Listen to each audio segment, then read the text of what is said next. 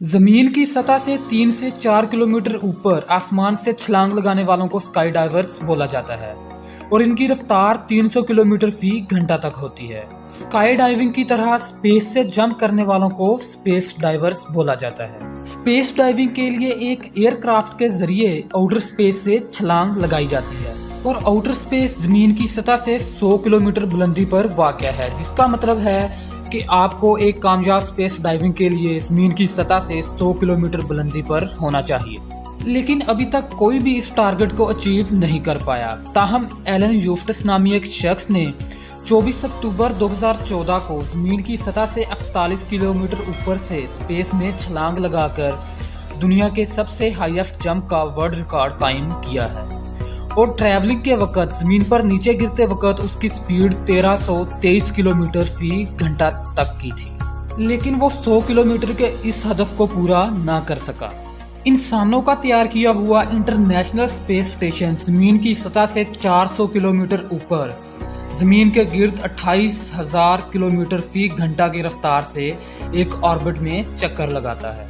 और अगर आप इंटरनेशनल स्पेस स्टेशन से छलांग लगाकर स्पेस डाइविंग करने की कोशिश कर रहे हैं तो इसके लिए आपके पास टोनी स्टार्क की तरह एक सुपरसोनिक सूट का होना लाजमी है। ताहम याद रखिए कि सुपरसोनिक सूट के साथ भी आपकी लैंडिंग कुछ परफेक्ट नहीं होने वाली। चल फर्ज करें कि आप इंटरनेशनल स्पेस स्टेशन से छलांग लगा देते हैं। Okay, ready? 3, 2, 1, jump! Wait, what?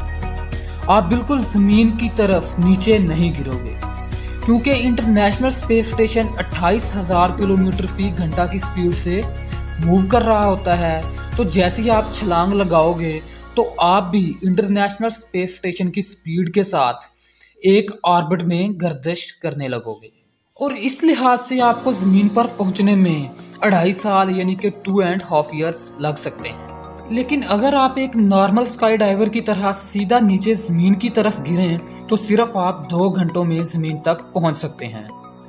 चूंकि इंटरनेशनल स्पेस स्टेशन 28,000 किलोमीटर फी घंटा की रफ्तार से मूव कर रहा होता है तो फ्रिक्शन की वजह से इसकी स्पीड में थोड़ी कमी आ सकती है। लेकिन इंटरनेशनल स्पेस स्टेशन का इंजन वर्क करेगा और एटमॉस्फेयर फ्रिक्शन की वजह से कम होने वाली स्पीड को मेंटेन करने में उसकी मदद करेगा ताकि स्पीड कम होने की वजह से ये अपने ऑर्बिट से निकलकर जमीन के साथ क्रैश ना कर जाए। लेकिन बदकिस्मती से आपका सुपरसोनिक सूट इस स्पीड को मेंटेन नहीं कर पाएगा और एटमॉस्फेयर फ्रिक्शन की वजह से ये अब मजीद हॉरिजॉन्टली आप मूव नहीं कर पाओगे। तो इंतजार खत्म, इट्स गो टाइम। तो अब आप बिल्कुल नीचे सीधा जमीन की तरफ मूव करने लगोगे। तो आपका सबसे पहला काम अपनी स्पीड को कम करना है क्योंकि आप सुपरसोनिक स्पीड के साथ मूव कर रहे होंगे। तो अगर आप अपना पैराशूट ओपन करने की कोशिश करेंगे तो इतनी तेज रफ्तार आपके पैराशूट की धज्जियां उड़ा देगी। और सिर्फ यही एक प्रॉब्लम नहीं है क्योंकि गर्दन तोड़ देने वाली स्पीड जमीन की तरफ नीचे गिरते वक्त 8G से भी ज्यादा प्रेशर जनरेट करेगी और जो ट्रेंड पायलट्स होते हैं वो ज्यादा से ज्यादा 5G तक का जो प्रेशर है ग्रेविटेशनल प्रेशर बियर कर सकते हैं। और अगर लैंडिंग के वक्त आपके पाँव नीचे की तरफ हैं तो 8G तक का ये ग्रेविटेशनल प्रेशर आपके ब्लड को दिमाग से पाँव की तरफ खींचना शुरू कर देगा जो आपको पास आउट करने के लिए काफ़ी है, यानी कि आप मर सकते हैं। लेकिन अगर आप मैजिकली किसी ना किसी तरह सरवाइव कर जाते हैं तो ठंड की वजह से जमा देने वाला टेम्परेचर आपको जरूर मुश्किल में डालेगा। लेकिन अब की बार आयरन मैन यानी कि टोनी स्टार्क का सुपरसोनिक सूट आपके जरूर काम आ सकता है और सुपर सूट आपके लिए इतनी हीट पैदा करेगा कि जिससे आपकी ठंड से बचत हो सकती है।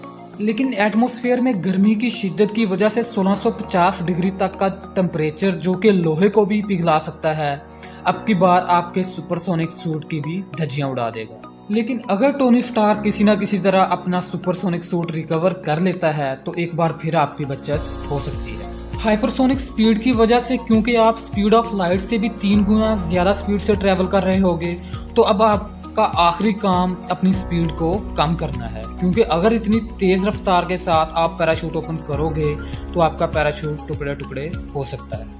अब ये वो लम्हा है जहां टोनी स्टार्क आखिरी बार आपकी स्पीड को स्लो डाउन कर सकता है और अगर ऐसा करने में आप कामयाब हो जाते हो तो आपका पैराशूट सेफली आपको ज़मीन पर लैंड करवा देगा। अगर इन सब मुश्किलात के बावजूद भी आप सरवाइव कर जाते हो तो बेशक आप एक लकी इंसान हैं। इसके साथ ही fun facts about the space के फैक्ट 1 का इख्तिताम होता है। अगर आपको वीडियो अच्छी लगी तो इसे लाइक कर दें। आपका इस बारे में क्या ख्याल है, कमेंट्स में अपनी राय का इजहार ज़रूर कीजिएगा। तो मैं मिलूंगा आपको एक नई इंटरेस्टिंग वीडियो के साथ। तब तक के लिए आप अपना बहुत सारा ख्याल रखिएगा। अल्लाह हाफ़िज़।